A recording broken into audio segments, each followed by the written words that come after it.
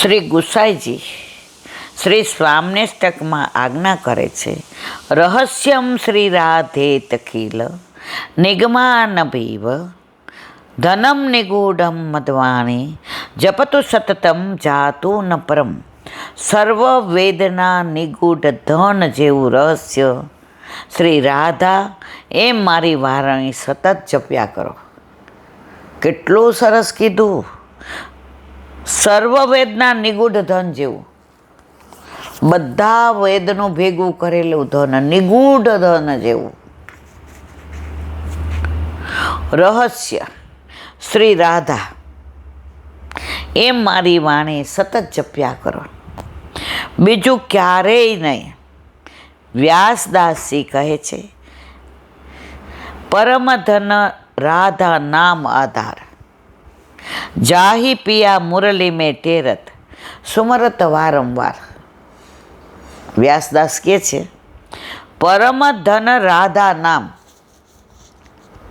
હમણાં જ આપણે ગાયું ને, રાધા કા નામ અણમોલ, એની કોઈ કિંમત જ નથી. કોન રસ ગોપીન લિયો લૂંટ. આ બધો રસ અષ્ટસખાઓના કીર્તનમાં રસ જ ભર્યો છે. એમાં બધે ક્યાંય નિકુંજ લીલા નથી, વાત્સલ્ય લીલા છે, મમતાની લીલા છે. અહીંયા કહે છે, પરમધર રાધા નામ આધાર. આપણા બધાનો આધાર એ જ. જો આપણે તિલક કરીએ કોના ભાવથી? વલ્લભના ભાવથી. વલ્લભ તિલક કરે કોના ભાવથી? ઠાકોરજીના ભાવથી. અને ઠાકોરજી કોના ભાવથી કરે? સામનેજીના, રાધાજીના ભાવથી. તો સામનેજીના ભાવથી તિલક કોના માથે બિરાજે? ઠાકોરજીના માથે. તો ઠાકોરજીનો આધાર એ રાધા. તો અહીંયા એ જ કીધું, પરમ ધન રાધા નામ આધાર, જાહી પિયા મુરલી મેં ટેરત સુમરત વારંવાર. એકવાર જ રાધે રાધે કરીને નથી મૂકી દેતા, વારંવાર. શ્રી સુખદેવજીએ ભાગવતજીમાં ક્યાંય સ્પષ્ટ રીતે રાધા નામ લીધું નથી. ગૂઢ રહસ્યને તો ગુપ્ત રખાય. શ્રી સુખદેવજીને રાધા નામોચ્ચાર માત્રથી 6 માસની સમાધિ લાગી જતી. તેથી પરીક્ષિતનું હિત 7 દિવસમાં કરવા રાધા નામ ન બોલ્યા. રાધા નામ લે તો 6 મહિનાની સમાધિ લાગી જાય, અને 7 દિવસમાં પરીક્ષિતને ઉદ્ધાર મોક્ષ આપવાનો હતો. એટલે આખા ભાગવતજીમાં ક્યાંય રાધાજીનું નામ નથી. નિરાકારમાં માનવાવાળા, સાકારમાં માનવાવાળા માનવા માંડ્યા. કોણ? સુખદેવજી. એટલે જ રાધાજીનું નામ ક્યાંય ભાગવતમાં છે નહીં. મધુરાષ્ટક.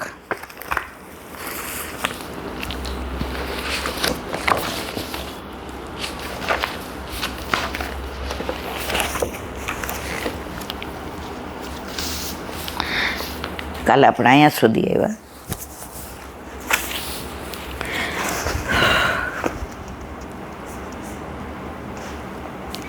હરિરાયજી આજ્ઞા કરે છે, આનંદ આપનાર સ્વરૂપના એક એક અંગનું ચિંતન કરતા તે અંગથી પ્રભુએ કરેલ સર્વલીલાનું ચિંતન આશ્રય કરવાથી ભગવત સ્વરૂપની ભાવના સિદ્ધ થાય છે.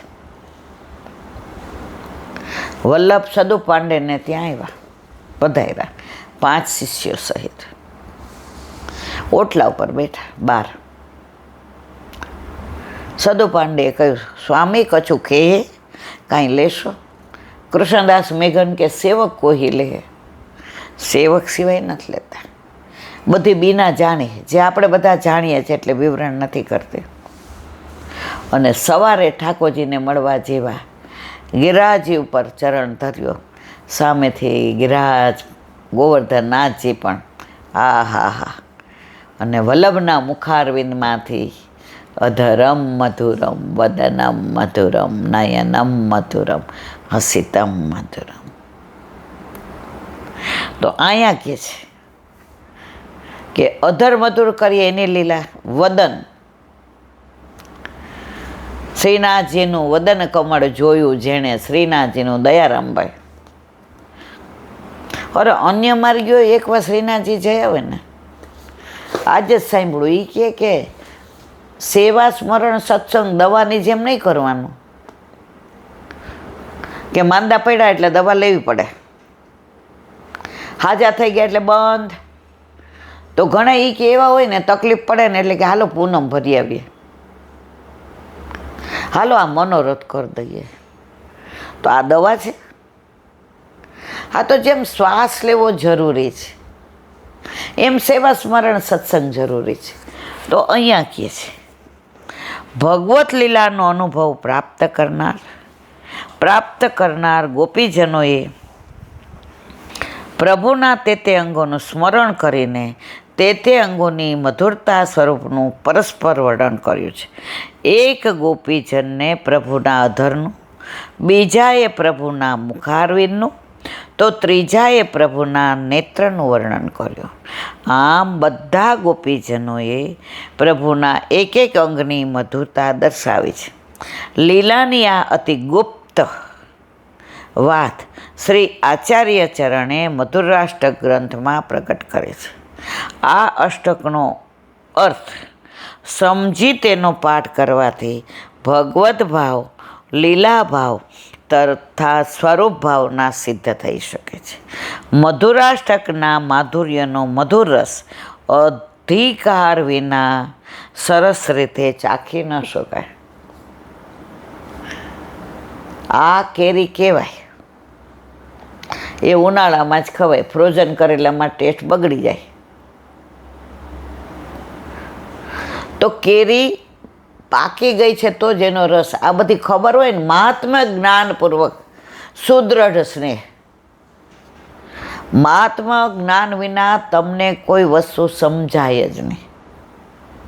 એટલે વલ્લભે આપણને સ્પષ્ટ કીધું, મહાત્મા જ્ઞાનપૂર્વક સુદૃઢ સ્નેહ પ્રમોવા. હવે કે છે અષ્ટકનો અર્થ સમજીને પાઠ કરવાથી ભગવદ્ ભાવ, લીલા ભાવ તથા સ્વરૂપ ભાવના સિદ્ધ થઈ શકે. મધુરાષ્ટકના માધુર્યનો મધુર રસ અધિકાર વિના સરસ રીતે ચાખી ન શકાય.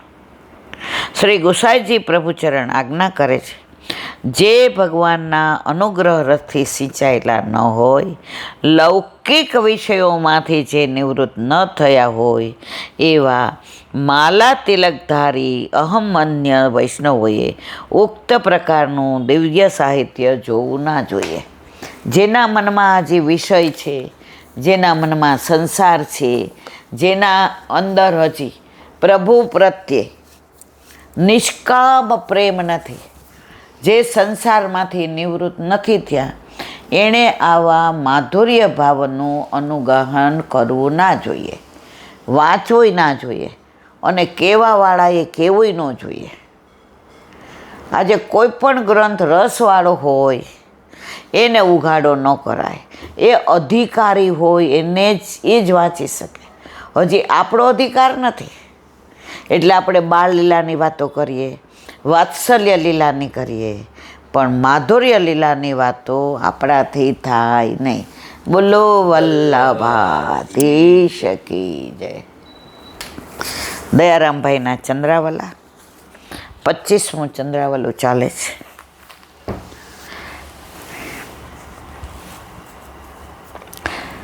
પુષ્ટિ રીત તો કેટલી સુંદર છે. શ્રીને જગાવો ત્યારે ચરણ ચાંપીને જગાડાય. ઠાકોરજી નિકુંજમાં કઈ લીલા કરી હોય શું, એટલે આપણે ચરણ ચાંપીને જગાડાય. પોઢાડતી વખતે પણ ચરણ સેવા થાય કે મારા વાલા વનમાં ગાયો ચરાવવા પધાર્યા હશો, ત્યાં શ્રમિત થયા હશો, ગાયો પાછળ દોડ્યા હશો, ગાયોને જમના જળ પીવડાવતી વખતે દોડાદોડ કરી હશે, કદમના વૃક્ષ પર ચડીને વેણું વગાડતા હશો, કેટલો શ્રમ પડ્યો હોય. તો પોઢાડીએ ત્યારે પણ ચરણ સેવા કરાય. આમ પ્રણાલિકામાં જ ભક્તિનો સમાવેશ થાય છે, જેથી જુદી વ્યાખ્યાની જરૂર જ રહેતી નથી.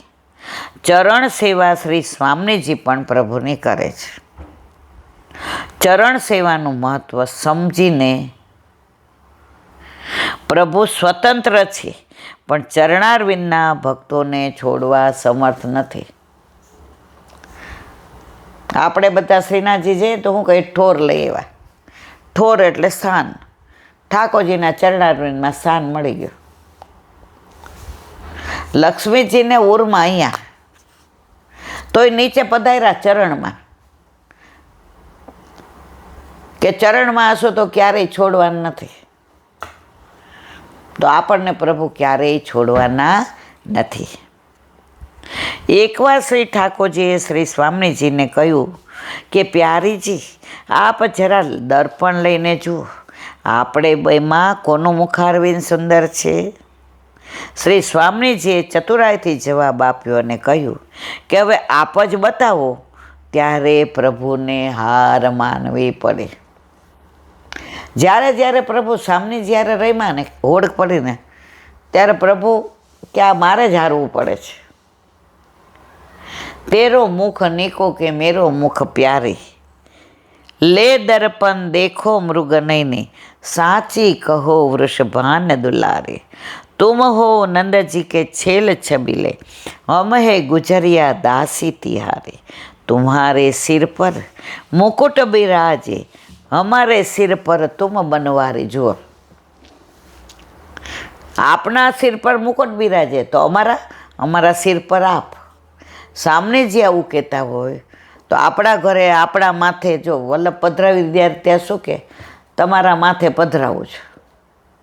તમારા ઘરમાં નથી કહેતા, તમારી પાસે નથી કહેતા, માથે કહે છે. તો જેના માથે શ્રીજી બિરાજે એણે કાંઈ ચિંતા કરવાની જરૂર છે? આપ ગોવર્ધન નખ પર ધાર્યો, મેં ઉર પર ધાર રહી ગિરધારી. જુઓ કૃષ્ણ દાસ પ્રભુ ગિરધર નાગર, ચરણ કમલ પર રાધા જુવારી. આનું વિવરણ કાલે. બોલો વલ્લભાધીશ.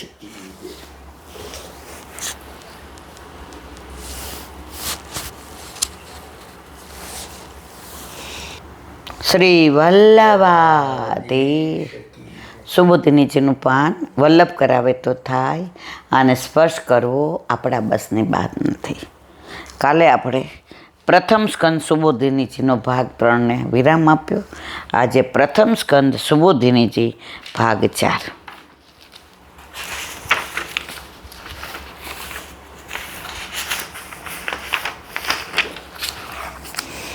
પ્રથમ સ્કંદ અધિકાર લીલા, અવાંતર ઉત્તમ અધિકાર, તૃતીય પ્રકરણ, અધ્યાય 6, અધ્યાય 12, કારિકા. અર્થ 7 થી 11 અધ્યાયમાં કહેલા પ્રકારથી ચિત્તની એકાગ્રતા સ્થિર થાય તે માટે દરેક કાર્યનું નિરૂપણ કર્યું છે. હવે 12મા અધ્યાયમાં ભાગવતના શ્રોતા પરીક્ષિતના દેહના રક્ષણનું નિરૂપણ કરવામાં આવે છે. અર્થ અસ્વસ્થામાં એ ફેંકેલા બ્રહ્માસ્ત્ર રૂપ અગ્નિથી પરીક્ષિતનો દેહ બળી ગયા પછી રક્ષા કરી. ભગવાન તો પહેલાંથી જ એની રક્ષા કરવા સમર્થ હતા, તો પહેલાં જ એના દેહની રક્ષા કેમ ના કરી?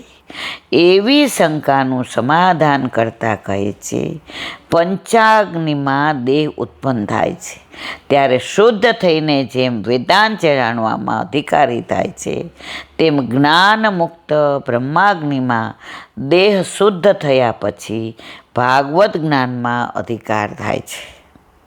કારણ કે સર્વ લક્ષણોથી યુક્ત, સર્વ દોષોથી રહિત અને બીજમાં જ જેના સંસ્કાર થઈ ગયા છે એવો પુરુષ જ ભાગવતનો શ્રોતા માનેલો છે.